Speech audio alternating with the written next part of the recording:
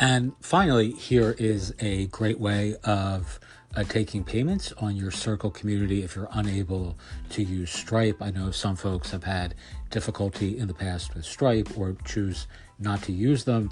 And that's a obstacle if you're using Circle paywalls, which use Stripe as the processor. I've actually had issues with Stripe as well in the past, so I can certainly empathize with those who are in a similar boat.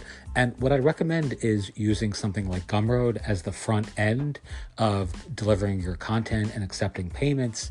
There's other alternatives as well, but Gumroad certainly is one of the more popular ones.